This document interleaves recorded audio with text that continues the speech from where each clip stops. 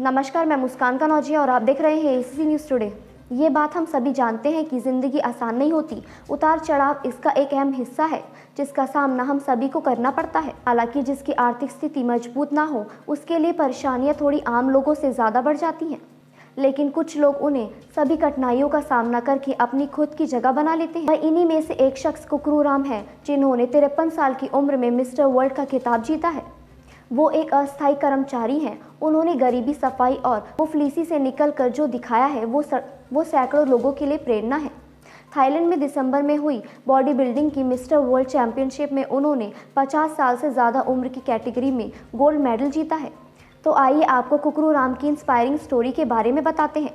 कुकरू की ज़िंदगी कभी आसान नहीं थी। उनका बचपन काफ़ी गरीबी में भी था, जिसकी वजह से बेहद कम उम्र में ही उन पर जिम्मेदारियों का बोझ आ गया था। बात यहाँ तक पहुँच गई थी कि परिवार का 3000 रुपये का कर्ज चुकाने के लिए उन्हें अपनी पढ़ाई छोड़नी पड़ी थी। उन्होंने स्कूल छोड़ दिया और 6 साल तक पटियाला में एक डेयरी मालिक के यहाँ बंधुआ मजदूरी की। यहाँ सिर्फ उन्हें खाने और रहने को ही मिलता था।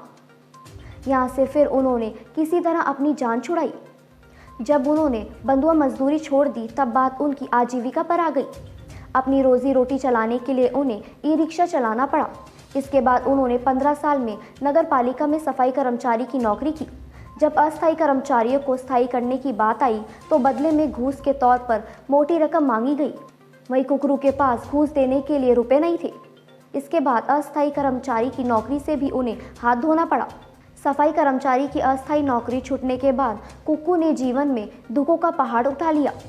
वहीं कुछ समय बाद उन्होंने घर से 25 किलोमीटर दूर राजपुरा के कोर्ट कॉम्प्लेक्स में नौकरी ज्वाइन की, लेकिन इस बीच उन्होंने शारीरिक व्यायाम नहीं करना छोड़ा, जिससे उनकी ज़िंदगी बदल दी।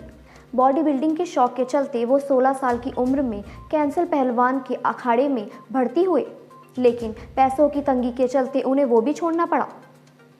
थाईलैंड में वर्ल्ड चैंपियनशिप में हिस्सा लेने के लिए उनके कोर्ट को कर्मचारियों और वकीलों ने मदद की। अब कुकू की सरकार से अपील है कि उनका कर्ज बढ़ता जा रहा है। अगर उन्हें रेलवे या पुलिस में सरकारी नौकरी मिल जाए तो उनकी बहुत मदद हो सकती है।